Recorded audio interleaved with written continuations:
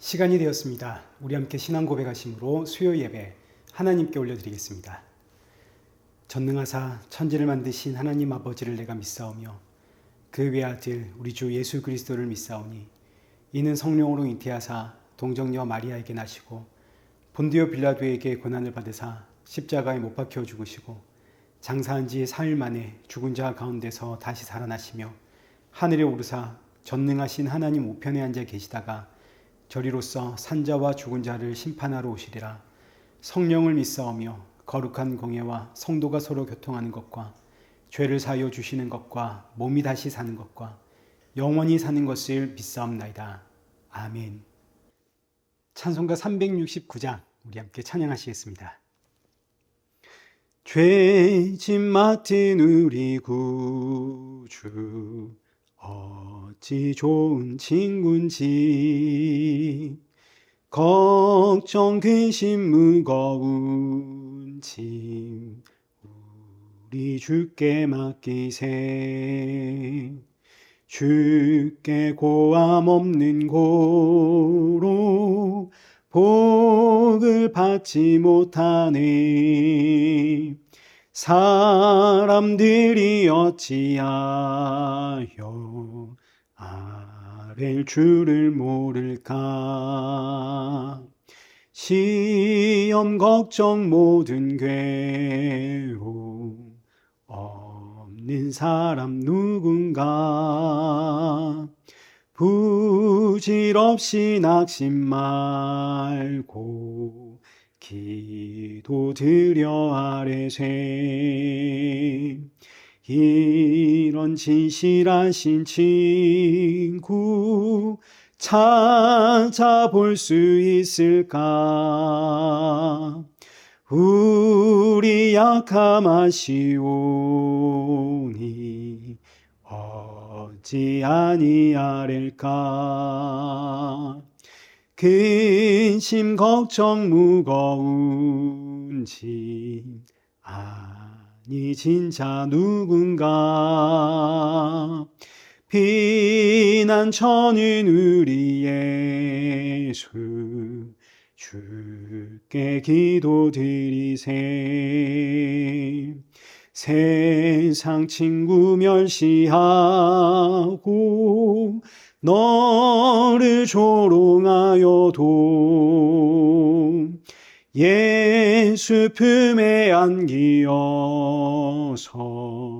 참된 위로 받겠네. 아멘. 기도하겠습니다. 참 좋으신 하나님, 오늘 우리의 걸음을 예배 자리로 인도하심에 감사를 드립니다. 지치고 상한 마음 이끌고 또 걱정과 염려와 근심의 마음 이끌고 이 자리에 나와 봤사오니 오늘의 예배가 사랑하는 성도들에게 위로가 되게 하시고 안식의 말씀 되게 하시고 돌아가는 성도들의 마음속에는 예수로 충만한 은혜 허락하여 주옵소서. 예수님의 이름으로 기도드리옵나이다. 아멘. 성경 봉독 하시겠습니다. 우리 오늘 보실 하나님의 말씀은 아모스 7장 10절에서 17절의 말씀입니다. 우리 한 절씩 교독하시겠습니다. 때에 베델의 제사장 아마샤가 이스라엘의 왕 여로보암에게 보내어 이르되 이스라엘 조속 중에 아모스가 왕을 모반하나니 그 모든 말을 이 땅이 견딜 수 없나이다. 아모스가 말하기를 여로보암은 칼에 죽겠고 이스라엘은 반드시 사로잡혀 그 땅에서 떠나겠다 하나이다. 아마샤가 또 아모스에게 이르되 선견자야, 너는 유다 땅으로 도망하여 가서 거기에서나 떡을 먹으며 거기에서나 예언하고 다시는 베델에서 예언하지 말라. 이는 왕의 성소요 나라의 궁궐임이니라. 아모스가 아마샤에게 대답하여 이르되 나는 선지자가 아니며 선지자의 아들도 아니라 나는 목자요 뽕나무를 재배하는 자로서 양떼를 따를 때에 여호와께서 나를 데려다가 여호와께서 내게 이르시기를 가서 내 백성 이스라엘에게 예언하라 하셨나니 이제 너는 여호와의 말씀을 들을지니라.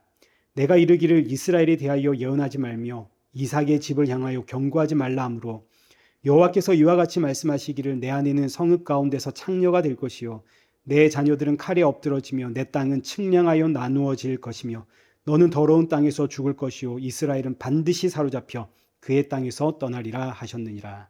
아멘. 오늘 본문은 아모스 7장 10절에서 17절입니다. 베델의 제사장 아마샤라는 제목으로 오늘 본문의 말씀 우리 함께 살펴보겠습니다. 먼저 지난주에는 아모스가 보았던 세 가지 환상에 대해서 우리가 살펴보았죠. 첫 번째 환상은 메뚜기 떼가 나타나서 이스라엘 경내에 있는 모든 나무와 초목과 곡식을 갉아먹는 환상이었습니다. 이 환상을 보면서 아모스 선지자가 하나님께 기도합니다. 하나님, 야곱이 너무너무 미약합니다.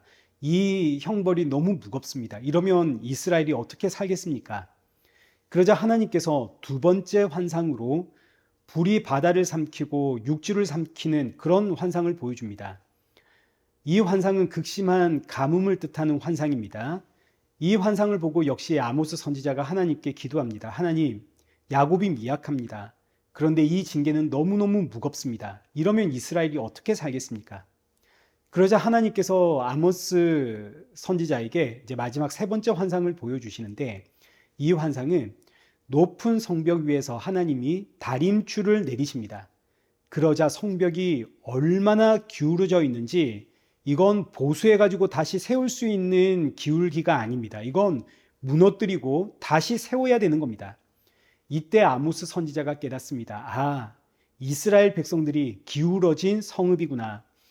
이건 무너뜨리는 것 외에는 방법이 없구나. 그런데 하나님께서 이 성읍을 무너뜨리지 않으시고 여러 가지의 방법을 통하여 다시 세우려고 하시는구나. 자, 그러니 앞서 보았던 환상들, 메뚜기의 재앙, 불 재앙, 이런 재앙들이 더 이상 재앙으로 보이지가 않습니다. 하나님의 은혜로 보이는 거죠. 이스라엘 백성들을 다시 세우려고 주시는 재앙이구나. 그러나 이런 재앙들도 결국은 이스라엘 백성들을 다시 세우지를 못합니다. 이 세상의 방법으로는 이스라엘을 회복시킬 수가 없다. 이걸 가르쳐 주기 위한 재앙입니다. 그렇기 때문에 이제 누가 오시나요? 하나님이 이 땅에 오시죠.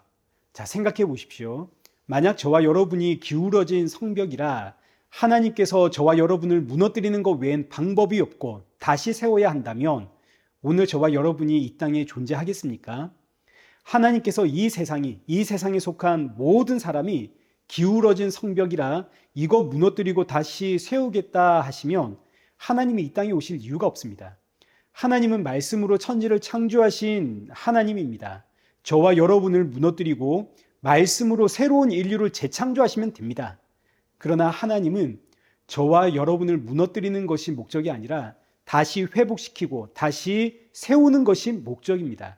그래서 하나님이 하늘 영광 버리고 이 땅에 오시는 거죠. 아니, 여기서 또 이런 질문도 생깁니다. 아니, 그렇다면 하나님도 그냥 오시면 되는 거지. 왜 이런저런 재앙을 이스라엘에 내리십니까? 그 이유는 우리가 얼마나 죄인인가를 알게 하기 위함입니다. 이 세상의 방법으로는 도무지 하나님 앞에 설 수가 없는 죄인이다라는 사실을 알게 하시려고 이 땅에 오신 하나님, 곧 예수님만이 길이요 진리요 생명임을 알게 하시려고 그래서 주시는 재앙입니다. 재앙이 없으면 사람은 내가 죄인이라는 사실을 모릅니다. 재앙이 있으니까 내가 혹시 어떤 죄를 지었나? 내 잘못이 있는가? 이런 생각을 아주 조금이라도 하게 되는 거죠. 자, 여러분, 우리도 한번 생각해 보십시오. 저와 여러분이 평안할 때는 내가 죄인이라는 사실을 그렇게 실감하지 않습니다. 그저 교회에서 목사님이 죄인이라고 하니까 또 내가 죄인이 맞으니까 그래, 맞아, 난 죄인이지, 이 정도입니다. 그러나 내 삶에 어떤 문제가 하나 생기게 되면 그때는 이제 진지하게 생각해 보는 겁니다. 예를 들어서 내가 어떤 질병을 갖게 되었다. 끔찍한 질병을. 그럼 이제 내가 그때 이렇게 살아서 내가 이런 질병을 얻었나? 내가 말씀대로 살지 않아가지고, 내가 기도하지 않아가지고, 내가 세상을 너무 사랑해서 그래서 이런저런 일들이 나한테 생겼나? 내가 죄가 너무 많아서 회개하지 않아서, 내가 돌이킬 생각 없고 자꾸 세상을 향해 나아가서 그래서 이런 일들이 생겼나? 저와 여러분이 아무리 훌륭해도 우리는 이 수준에서 벗어나질 못합니다. 우리 수준이 이 정도입니다. 그래서 하나님이 우리에게 재앙을 주시는 겁니다. 재앙을 통해서 나의 유일한 길은 오직 예수님 뿐이구나. 이 고백을 만들어내기 위함입니다. 이런 의미에서 세 번째 환상 이후에 하나님께서 아모스 선지자에게 주신 말씀이 여기 본문 9절입니다. 이삭의 산당들이 황폐되며 이스라엘의 성소들이 파괴될 것이라. 내가 일어나 칼로 여로보암의 집들을 치리라. 자, 이스라엘이 기울어진 이유는 우상 숭배 때문인데 이 이스라엘의 우상 숭배는 이스라엘의 초대 왕이었던 여로보암으로부터 시작되었습니다. 그래서 하시는 말씀이 이스라엘을 기울어지게 했던 산당과 성소를 내가 파괴하겠다. 그리고 칼로 여로보암의 집을 치겠다. 자, 그러나 이제 아모스 선지자는 알죠. 이 심판은 사실 심판이 아니라 이스라엘을 다시 세우려고 하시는 하나님의 은혜의 손길이라는 사실을 이제 압니다. 그래서 아모스 선지자가 이스라엘을 향해 이 하나님의 말씀을 담대히 선포합니다. 여러분, 이게 하나님의 진노의 손길이 아니라 은혜의 손길입니다. 자, 그러자 이제 10절입니다. 때에 베델의 제사장 아마샤가 이스라엘의 왕 여로보암에게 보내어 이르되 이스라엘 조속 중에 아모스가 왕을 모반하나니 그 모든 말을 이 땅이 견딜 수 없나이다. 아모스가 말하기를 여로보암은 칼에 죽겠고 이스라엘은 반드시 사로잡혀 그 땅에서 떠나겠다 하나이다. 자, 지금 베델의 제사장 아마샤, 이 아마샤는 이 당시에 이스라엘의 대제사장입니다. 아모스 선지자는 이스라엘 사람이 아니라 저 남유다 사람 아닙니까? 저 유다 사람이 건방지게 이스라엘에 와서는 하나님의 말씀을 전하고 있습니다. 그러니 이스라엘의 대제사장 입장에서는 얼마나 이게 불쾌한 일입니까? 이 나라에는 이미 하나님의 말씀을 증거하는 대제사장이 있는데 감히 유다 사람이 와서 하나님의 말씀을 증거하다니. 그리고 그 내용이 좋은 내용도 아니죠. 하나님의 심판입니다. 그래서 이 아모스 선지자의 발언을 아마샤 제사장이 정리를 해가지고 이스라엘의 왕 여로보암에게 보내고 고발을 한 겁니다. 여기서 여로보암은 이제 이스라엘의 초대 왕이었던 여로보암 왕이 아니라 후대 여로보암 왕입니다. 이제 초대 왕과 구분하기 위해서 이름이 똑같거든요. 그래서 이 왕을 이제 여로보암 2세라고 합니다. 베델의 제사장 아마샤가 대제사장 아마샤가 여로보암 2세에게 아모스는 왕을 모반하는 사람입니다. 이렇게 고발을 한 겁니다. 자, 그 내용은 아모스는 왕을 저주했다 이거죠. 여로보암은 칼에 죽을 것이고 이스라엘은 다른 나라의 포로로 잡혀갈 것이다. 그러니 저 아모스를 용서하지 마십시오. 자, 이어지는 12절도 보십시오. 아마샤가 또 아모스에게 이르되 선견자야, 너는 유다 땅으로 도망하여 가서 거기에서나 떡을 먹으며 거기에서나 예언하고 다시는 베델에서 예언하지 말라. 이는 왕의 성소요 나라의 궁궐임이니라. 제사장 아마샤가 아모스에게 너는 유다 땅으로 돌아가서 거기서 먹고 살아라. 거기서 예언을 하든 기도를 하든 이 땅에서 하지 말고 너네 나라 가서 해라. 자, 그런데 이어지는 말씀을 한번 보십시오. 이어지는 말씀이 여기는 왕의 성소고 나라의 궁궐이다. 여러분, 이게 무슨 이야기인가요? 여기 성소라는 단어는 거룩한 장소라는 뜻으로 하나님의 성전을 뜻하는 표현입니다. 그런데 여기서 지금 제사장 아마샤는 여기가 왕의 성소다 그럽니다. 여기서 왕은 하나님을 뜻하는 것이 아니라 이스라엘의 왕 여로보암 2세를 뜻하는 표현입니다. 그러니까 이 아마샤는 하나님을 섬기는 제사장이 아니라 왕을 섬기는 제사장이다 하는 게 지금 여기서 고발되는 내용입니다. 이 왕을 섬기는 제사장 아마샤가 너는 여기서 하나님의 말씀 증거하려고 하지 말고 너네 나라에 가서 하나님의 말씀 증거해라. 여기는 왕의 성소다. 왕이 사는 거룩한 땅이다. 제사장 아마샤는 자기 나라를 사랑하고 왕을 사랑하는 사람처럼 보이지만 그러나 실상은 누가 나라를 사랑하고 누가 나라를 살리는 사람입니까? 선지자 아모스 아닙니까? 듣기에는 이 아모스 선지자의 입에서 나오는 그 말씀이 심판의 말씀으로 들리지만 결국은 이스라엘이 하나님 앞에 바로 서도록 생명의 말씀을 증거하는 선지자가 이 아모스 선지자입니다. 반면 베델의 제사장 아마샤는 직책은 대제사장이지만 그는 하나님의 제사장이 아니라 왕의 제사장입니다. 자신의 위치와 기득권을 위해서 이스라엘에게는 평화를 선포하고 심판을 외치는 아모스 선지자는 핍박을 하는, 그래서 백성들로 하여금 하나님의 말씀에 귀를 기울이지 못하게 하는 자가 이 제사장 아마샤입니다. 자, 그러면 이제 지금 여기서 이스라엘 제사장들의 모습을 한번 생각해 봐야겠습니다. 지금 이스라엘은 어떤 상태의 모습이냐면 여기 아모스 2장 6절 이하의 말씀 한번 보십시오. 은을 받고 의인을 팔고 신 한 켤레를 받고 가난한 자를 팔고 힘없는 자의 머리를 티끌 먼지 속에 발로 밟고 연약한 자의 길을 굽게 하고 아버지와 아들이 한 젊은 여인에게 다녀서 하나님의 거룩한 이름을 더럽히고 모든 제단 옆에서 전당 잡은 옷 위에 눕고 그들의 신전에서 벌금으로 얻은 포도주를 마시고, 이게 지금 이스라엘의 상태입니다. 근데 이런 이스라엘 백성들의 모습을 보면서 제사장들은 여기 4장 4절에 아침마다 제사를 드리며 하나님의 은혜와 평강을 선포하고 있습니다. 자, 만약에 아모스 선지자가 이스라엘의 제사장들처럼 이스라엘 백성들을 향해 하나님의 은혜와 하나님의 평강을 외쳤다면 이스라엘의 제사장들이 아모스 선지자를 핍박할 이유가 없었을 겁니다. 왜냐하면 우리가 증거하는 하나님의 말씀과 똑같은 말씀을 증거하고 있거든요. 그러나 아모스 선지자는 이런 이스라엘을 향해서 하나님의 진노와 하나님의 심판을 선포합니다.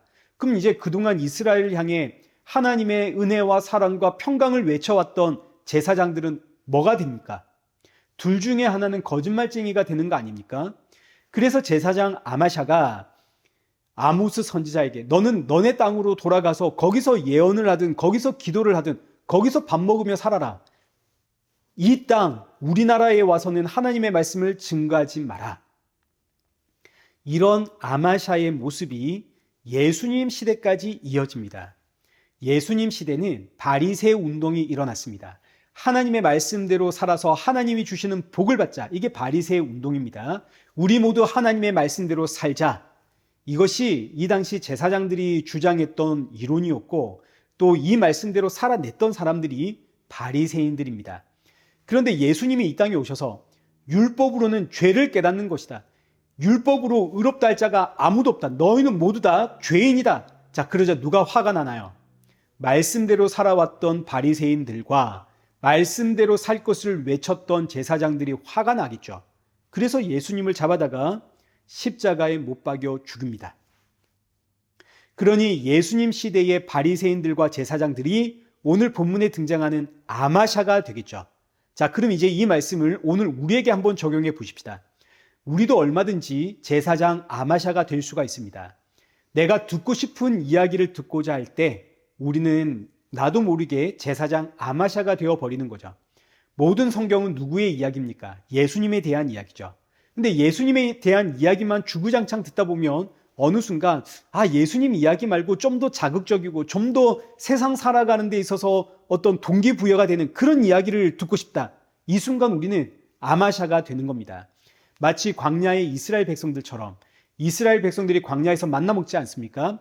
아침에도 만나, 점심에도 만나, 저녁에도 만나, 어제도 만나, 오늘도 만나, 내일도 만나. 그러자 이스라엘 안에서 불만이 터졌습니다. 우리 만나 말고 우리에게도 고기 주시오. 그러다 그 고기가 이 사이에 끼기도 전에 전부 하나님의 심판을 받아 죽게 되죠. 만나는 예수님을 뜻합니다. 저와 여러분은 하늘에서 내려오는 생명의 떡, 만나, 예수님으로 사는 성도입니다. 그러나 마귀가 주는 유혹은 뭐냐면 이 땅에서는 예수님만으로는 못 산다. 예수님 말고 이 땅에서 지금 네가 살아가는 일에 필요한 것들을 하나님 앞에 구해라. 이게 우리가 아마샤가 되어버린 이야기가 되는 겁니다. 오늘 우리의 기도 제목을 한번 생각해 보십시오. 하나님 이거 주십시오. 이거 해결해 주십시오. 하나님 저의 이 마음 아시죠? 저의 이 소원 응답해 주십시오. 이러고 끝나버리면 우리가 전부 다 아마샤가 되는 겁니다. 이 땅에서의 나의 필요들이 있지만 그러나 예수님으로 만족하는 성도가 되게 하소서. 내 뜻대로 마시고 아버지의 뜻에 순종하는 성도가 되게 해주십시오. 여기까지 가야 되는 겁니다.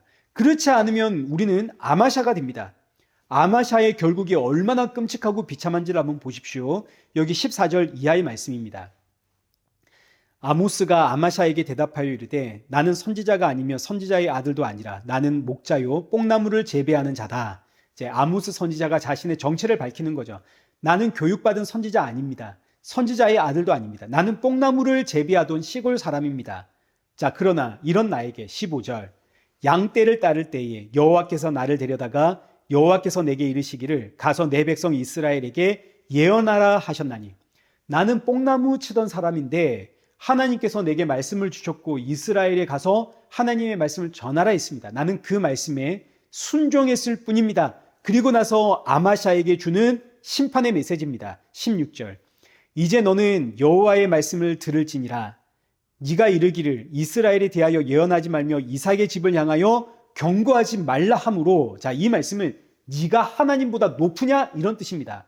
아니, 네가 하나님보다 높으냐, 네가 하나님보다 높아졌으니 17절 여호와께서 이와 같이 말씀하시기를 내 아내는 성읍 가운데서 창녀가 될 것이고 내 자녀들은 칼에 엎드러지고 내 땅은 측량하여 나누어질 것이고 너는 더러운 땅에서 죽을 것이요 이스라엘은 반드시 사로잡혀 그의 땅에서 떠나리라 하셨느니라. 하나님을 대적하는 자의 말로를 보여주는 겁니다. 얼마나 끔찍하고 비참한지 보십시오. 저와 여러분은 어떠한 경우에서도 하나님을 대적하거나 하나님보다 높아져선 안 됩니다. 그럼 그러려면 어떻게 해야 될까요? 고린도후서 10장 5절입니다. 하나님 아는 것을 대적하여 높아진 것을 다 무너뜨리고 너희 모든 생각을 사로잡아 그리스도에게 복종하게 하시니, 예수님께 복종하는 것, 십자가에 엎드리는 것, 예수님을 나의 주로 섬기고 예수님보다 앞서지 않는 것, 이것이 바로 하나님을 대적하지 않는 유일한 방법입니다. 저와 여러분은 이 세상 살아갈 때 항상 내 뜻대로 살아갑니다. 오늘 점심 식사 뭐 할까? 식사 메뉴 구할 때 하나님의 뜻을 찾고 예수님의 뜻을 찾고 우리 그러면서 식사 메뉴 정합니까? 그렇지 않죠. 내 뜻대로 결정하죠. 라면이 있네, 라면 먹자. 뭐 부대찌개 맛있겠네, 부대찌개 먹으러 가자. 내 뜻대로 결정하지 예수님의 뜻을 찾고 고민하고 우리 그렇게 결정하지는 않습니다. 그러나 보십시오. 점심 식사를 결정하고 우리가 식사를 할 때 가장 먼저 우리 뭐 하나요? 기도부터 하죠. 왜 하나요? 먹는 것조차 나는 내 뜻대로 나를 위해서 내가 결정하는 이런 인생입니다. 나는 죄인이 틀림없습니다.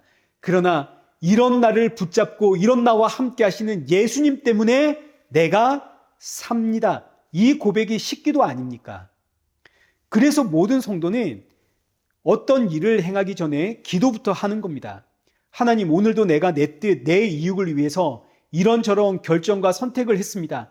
그러나 나는 이런 나를 붙잡고 계시는 예수님 때문에 오늘을 살아갈 수가 있습니다. 항상 예수님 때문에 내가 산다는 것을 기억하기 위해 우리는 모든 일을 하기에 앞서 기도하는 거 아닙니까? 내가 결정해놓고 하나님 이 프로젝트 잘 되게 해주세요라고 기도하는 게 아닙니다. 내가 얼마나 죄인인가를 잊지 않기 위해서 기도를 하는 겁니다. 이런 나의 약함에도 불구하고 하나님은 모든 것을 선을 이루어 한 영혼을 구원하시는 이 하나님의 인도하심에 내가 알기에, 그 인도하심을 믿기에, 그리고 그 인도하심에 내가 지금 사용될 것이기에 내가 기도하는 겁니다. 사랑하는 성도 여러분, 우리 모두의 본성은 아마샤와 같습니다. 매 순간 하나님을 대적하고 하나님보다 높아지려고 합니다. 그래서 우리는 기도합니다. 내가 예수님 때문에 산다는 것을 잊지 않기 위해서 기도하는 겁니다. 남은 이 한 주 나는 예수님 때문에 삽니다. 이 고백을 잊지 마시고 이 고백이 있기 때문에 하루하루 더 예수님 닮아가기 위해서 힘쓰고 애쓰고 싸우고 그리고 복음의 증인으로 살아갑니다. 이런 복된 저와 여러분 되시기를 축원합니다. 우리 기도하겠습니다. 살아계신 하나님 아버지, 하나님을 대적하여 하나님의 말씀을 선포하지 못하게 하는 이 아마샤의 모습이 오늘 내 안에도 있음을 고백합니다. 그럼에도 우리가 살아감은 오직 예수님의 십자가 공로 때문임을 고백합니다. 남은 이 한 주도 예수님 때문에 내가 살아간다는 이 진실된 명제를 붙잡고 하루하루 이런 날 구원하신 예수님 닮아가기 위해 싸우며 복음의 증인으로 살아가는 그런 성도가 되도록 성령의 충만함 부어 주옵소서. 예수님의 이름으로 기도드리옵나이다. 아멘. 이제는 우리 주 예수 그리스도의 은혜와 성부 하나님의 크신 사랑과 성령 하나님의 위로교통 충만하심이 주님 오실 그날 사모하며 맡기신 사명에 충성하는 우리 일회교회와 성도들과 온 세계 교회 머리머리 위에 이제로부터 영원토록 함께 있을지어다. 아멘.